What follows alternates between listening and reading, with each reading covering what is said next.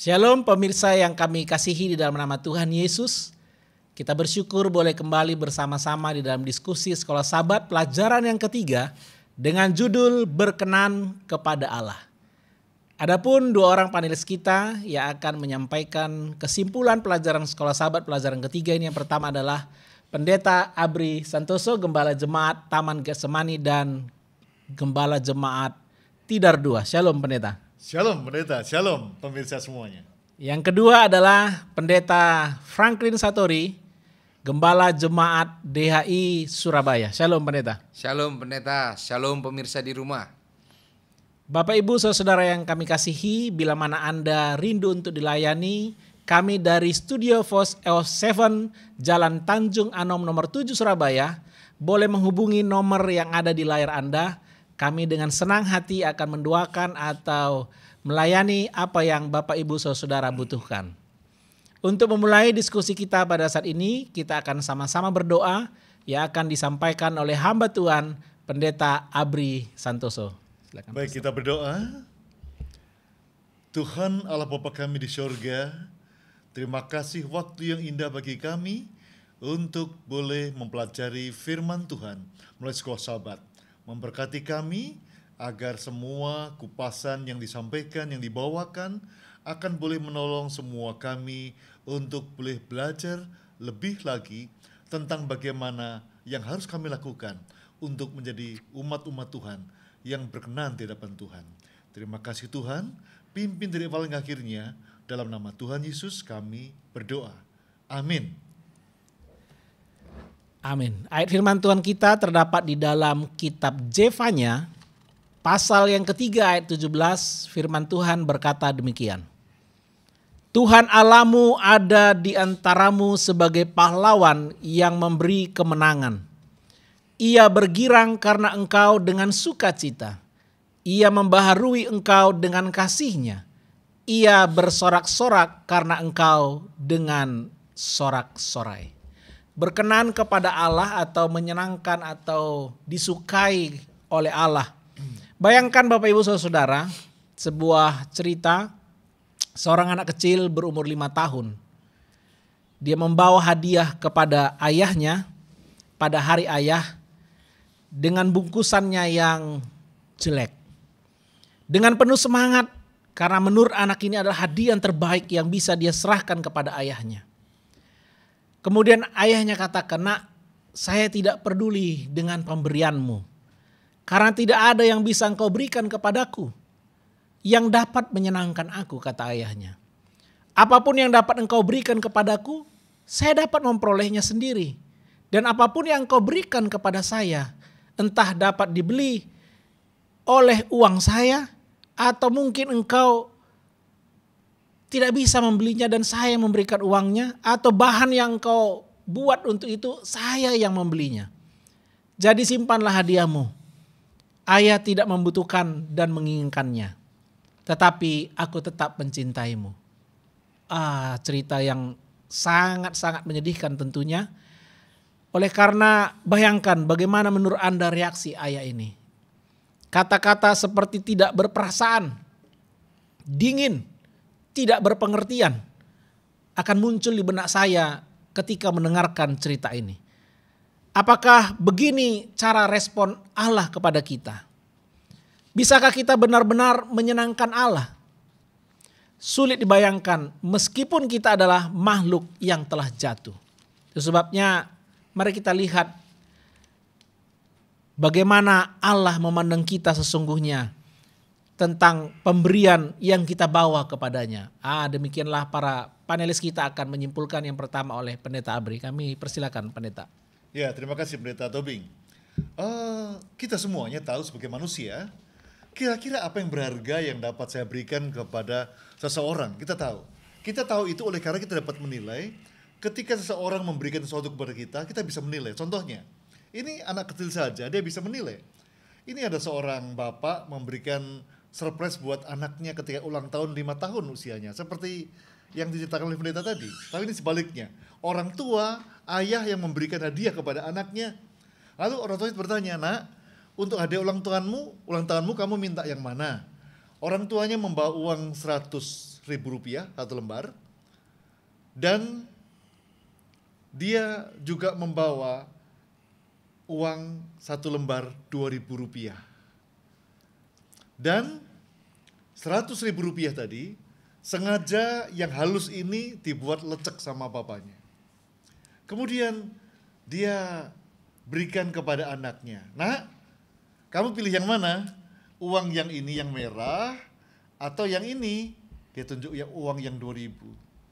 Anaknya yang masih umur 5 tahun tadi, kelihatan dia berpikir sebentar, kemudian dia jawab, "Papa, terima kasih hadiah ulang tahun untuk aku. Aku pilih," dia tunjuk uang 2.000-an yang masih bagus itu.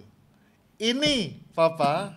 Papanya pikir anakku belum ngerti uang ini. Dia pilih uang yang 2.000 yang masih bagus ini, dia nggak pilih uang 100.000 yang udah dia buat lecek. Tetapi anak ini belum selesai berbicara, dia kata sama bapaknya, "Tapi Pak, aku pilih yang ini, tapi tolong dibungkus pakai uang yang lecek ini, Papa." Jadi dia pilih dua-duanya. Anak kecil saja, dia tahu mana yang berharga buat dia. Kita juga tentu tahu apa yang dapat berharga yang kita bisa berikan kepada Tuhan tentunya. Seperti apakah yang dapat kita berikan kepada Tuhan yang bisa menyenangkan hati Tuhan. Bagaimana kita bisa membuat sesuatu yang bisa kita bayangkan ini akan diberkat, yang akan dikemuliaan bagi nama Tuhan. Kalau kita melihat firman Tuhan, sekolah sahabat yang kita pelajari dalam Lukas 15, di sana ada sebuah kisah bagaimana seorang anak, dia minta jatah untuk warisan dibagikan.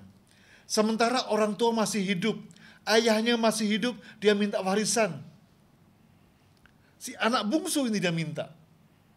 Ini luar biasa ya.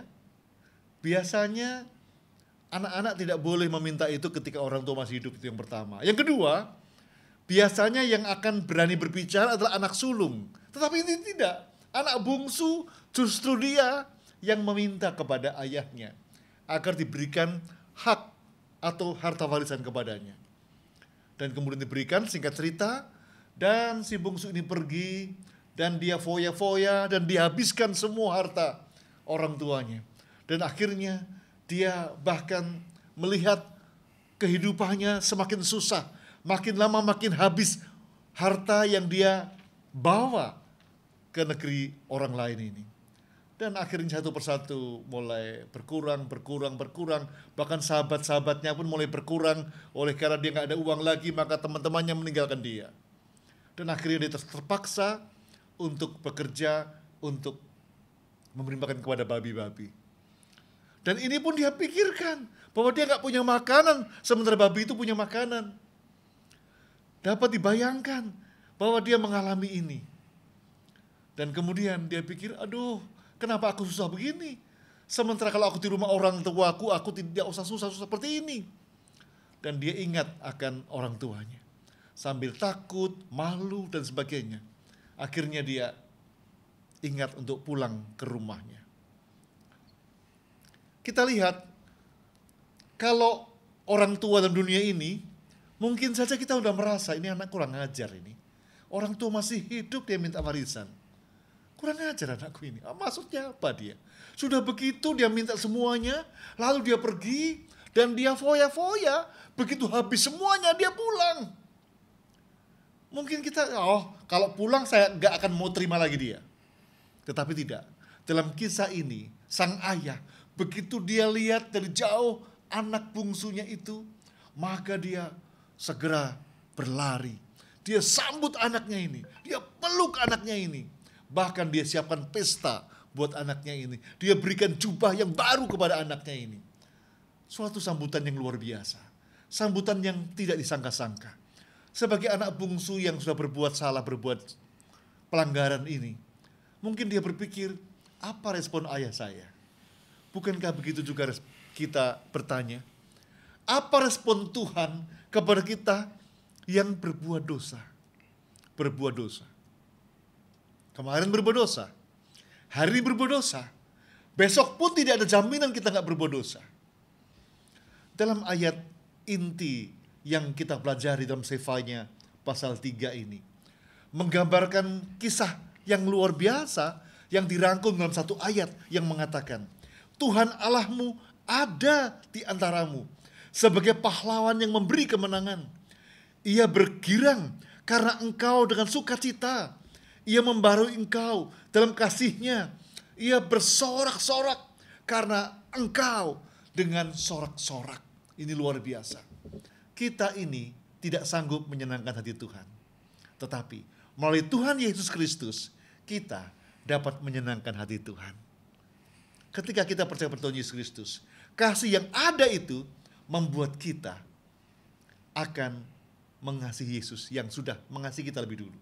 Dan dengan itu, maka kita akan mengasihi Dia, melakukan apa saja yang Tuhan Yesus minta. Dan itulah yang menyebabkan kita dapat menyenangkan Allah melalui tinggal dalam Yesus Kristus. Demikian, Pendeta. Baik, terima kasih Pendeta Abri. Menyenangkan Allah.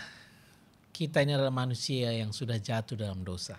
Apakah atau bagaimanakah cara kita menyenangkan Allah melalui Yesus Kristus? Tentunya pelajaran lebih mendalam kita akan dengarkan dari Pendeta Franklin Satori. Kami persilakan Pendeta. Baik, saudara-saudara kesalahan Tuhan, kita bersyukur di mana kita boleh membahas pelajaran sekolah sahabat kita berkenan kepada Allah. Dalam membuat satu event, seorang I.O. atau event organizer biasanya dia akan menerima untuk membuat event paling lama, maksimal itu 1 bulan sebelum hari H. Semakin profesional I.O. itu, maka semakin lama waktu yang dibutuhkan itu akan semakin baik, ya. Jadi satu acara dapat berlangsung dengan baik bila persiapannya itu jauh-jauh hari, maka itu akan jauh lebih matang dibandingkan dengan acara yang dipersiapkan hanya dalam waktu 1, 2 atau beberapa hari sebelumnya. Berbicara mengenai rencana keselamatan, Tuhan sudah mempersiapkan rencana keselamatan itu jauh sebelum manusia diciptakan. Jauh sebelum manusia jatuh dalam dosa. Saudara-saudara, kalau Anda ada di posisi Tuhan yang Maha Tahu, lalu menciptakan satu event atau satu hal yang akan gagal, apakah saudara mau tetap untuk menciptakannya? Apakah saudara tetap mau untuk membuat ciptaan ini? Tentu tidak, saudara-saudara. Saya pernah tanyakan ini kepada anggota-anggota kami. Saya tanya begini, kalau seandainya saudara diberikan oleh Tuhan penglihatan ataupun memiliki kemahatauan tentang istri Anda atau calon istri Anda, bahwa dalam waktu 5 tahun kemudian dalam pernikahan ia akan selingkuh, ia akan melakukan hal yang tidak baik, apakah Anda akan tetap menikahi istri ataupun suami Anda? Ya, orang berpikir 2-3 kali, saudara-saudara. Tapi tidak dengan Tuhan. Tuhan di dalam kemahatauannya, Ia tahu bahwa Adam dan Hawa, manusia ini akan jatuh dalam dosa, akan melanggar perintah Tuhan. Tapi Tuhan tetap menciptakan mereka. Kenapa pertanyaannya? Kenapa? Minimal saudara-saudara ada 2 hal yang bisa saya tawarkan berdasarkan pelajaran sekolah sahabat kita. Yang pertama, karena Tuhan mengasihi saya dan saudara. Saking cintanya, saking mengasihinya, sampai walaupun ia tahu bahwa ini dalam tanda petik produk gagal, ia tetap ciptakan. Itu yang pertama. Yang kedua, ada rencana ataupun agenda lain di balik diciptakannya produk yang gagal dalam tanda petik. Ya, dalam tanda petik saya katakan. Ada agenda Tuhan yang lain. Saya ulangi lagi. Yang pertama, Karena Tuhan benar-benar mengasihi kita. Kalau tidak saudara-saudara, sebenarnya kalau ia tahu bahwa ini produk yang gagal, ia tahu bahwa ini akan menyeleweng, akan menyalipkan, maka ganti saja dengan ciptaan yang lain. Bukankah dia maha kuasa? Bukankah dia adidaya? Dia bisa gantikan dengan yang lain. Tapi karena ia cinta, ia sayang, makanya tetap diciptakan. Dan yang kedua, karena ada agenda Tuhan yang lain. Sehingga manusia yang dalam tanda petik produk gagal harus tetap dijalankan. Apa itu agenda Tuhan yang lain? Saudara-saudara, manusia Adam dan Hawa walaupun diciptakan tanpa dosa, tanpa cacat celah, ada satu item yang tidak disematkan kepada Adam dan Hawa. Ada satu entiti yang tidak dimiliki oleh ciptaan-ciptaan Tuhan yang lain. Itu adalah kemahatauan. Hanya Tuhan yang maha tahu. Hanya Tuhan yang maha hadir. Hanya Tuhan yang mengetahui bahkan 1-2 ribu langkah ke depan, 1-2 ribu tahun ke depan, hanya Tuhan. Tapi Adam dan Hawa tidak maha tahu. Itulah sebabnya Tuhan di dalam kasih-Nya tetap harus menjalankan agenda yang tampaknya seperti gagal. Karena ia harus menjalankan agendanya yang kedua, untuk memberitahukan kepada mereka yang tidak maha tahu betapa besarnya kasih Allah bagi umat manusia. Sehingga ketika manusia jatuh dalam dosa, Adam dan Hawa jatuh dalam dosa, mereka yang tidak maha tahu ini dibuat melihat begitu besar kasih Allah, sehingga ia mengaruniakan anaknya yang tunggal tersalib mati bagi saya dan saudara yang tidak maha tahu. Saudara-saudara yang kasih dalam Tuhan, Roma 5 ayat 8 katakan, Allah menunjukkan kasih-Nya kepada kita oleh karena Kristus telah mati untuk kita ketika kita masih berdosa. Luar biasa saudara-saudara. Allah dalam kemahatauannya, dalam kasih-Nya yang meluap-luap untuk kita umat manusia, ia tetap menciptakan kita. Karena ia memiliki agenda yang lain. Dan agenda yang lain itu adalah to demonstrate His love for us. Untuk mendemonstrasikan bagaimana kasih-Nya kepada kita yang tidak maha tahu. Kita membaca dalam pelajaran hari Kamis, Markus 9 ayat 17 sampai 29. Diceritakan di situ ada seorang yang ingin supaya anaknya yang kerasukan, yang bisu dan tuli, supaya sembuh. Dia bawa kepada murid-murid Yesus, tetapi tidak sembuh-sembuh. Akhirnya ia bawa kepada Yesus. Ya, ketika ia bawa kepada Yesus, ia katakan bahwa anaknya ini kalau kerasukan, setan sering mengguncang dia, bahkan dibuat ke api, dibuat ke air. Sangat parah keadaannya. Lalu Tuhan katakan kepada dia, maukah engkau sembuh? Papa ini katakan, Tuhan, kalau engkau mau, engkau dapat menyembuhkan. Lalu Tuhan katakan, mengapa engkau kurang percaya? Orang tua ini katakan, Tuhan, tolonglah aku yang kurang percaya ini. Maka Tuhan menyembuhkan, pendek cerita. Di dalam perjalanan para murid tanya, kenapa kami tidak bisa mengusir setan bentuk ini? Ya, seolah-olah ada bentuk-bentukan yang lain setan itu ya, tapi tidak seperti itu. Kenapa saya susah mengeluarkan orang yang kerasukan ini? Lalu jawaban Yesus adalah, yang seperti ini harus dikeluarkan dengan cara berdoa.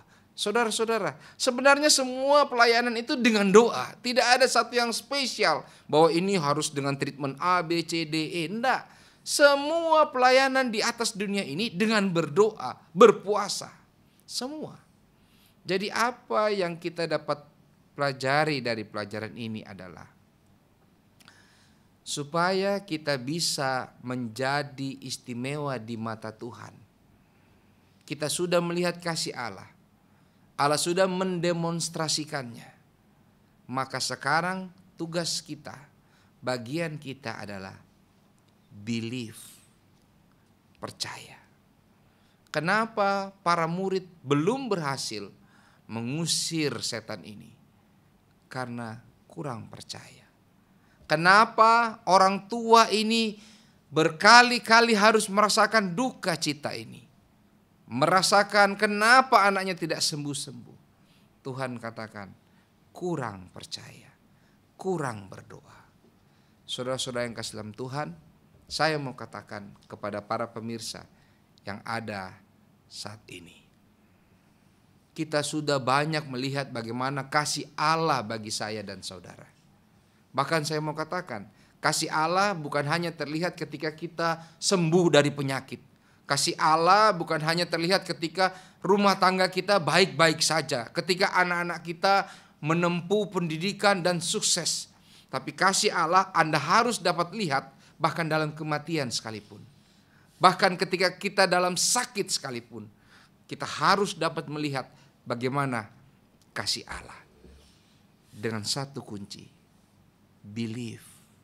Ada satu lagu yang saya suka, trust and obey. For there's no other way to be happy in Jesus, just to trust and obey. Saudara-saudara pemirsa yang di rumah, melalui pelajaran Sekolah Sabat ini kita kembali diajak. Tuhan sayang kepada kita, Dia kasih kepada kita. Walaupun manusia dalam tanda petik produk gagal, Ia tetap ciptakan karena Dia punya agenda yang lain. Ia mau tunjukkan betapa kasihnya Dia kepada saya dan saudara. Ia demonstrasikan tugas kita, trust and obey. Apapun keadaannya, susah ataupun senang, suka ataupun duka, kita harus percaya, beriman kepada Tuhan yang memiliki kita dua kali dalam penciptaan dan penebusan. Terima kasih. Baik, terima kasih kepada Pendeta Franklin Satori dan juga Pendeta Abri, kedua panelis kita. Luar biasa bagaimana kita boleh berkenan kepada Allah, itu adalah tujuan kita. Dan jangan pernah membuat penilaian yang rendah terhadap diri Anda. Karena Tuhan, sorga telah mengadakan segala upaya dan daya dengan harga yang sangat mahal, yaitu harta seluruh sorga di dalam nama Yesus Kristus untuk menebus saya dan saudara. Mari kita percaya dan menurut. Tuhan memberkati. Kita akan tutup melalui doa yang dilayangkan oleh hamba Tuhan Pendeta Franklin Satori. Mari kita satu dalam doa. Tuhan Allah kami yang di surga, terima kasih untuk pelajaran Sekolah Sabat, pelajaran yang ketiga yang membuat kami untuk lebih hari lebih percaya kepada Tuhan. Melihat kasih Allah bagi kehidupan kami, baik secara berkelompok, secara rumah tangga, dan secara pribadi lepas pribadi. Begitu besar kasih-Mu kepada kami ya Tuhan. Sekarang waktunya kami untuk membalas kasih-Mu.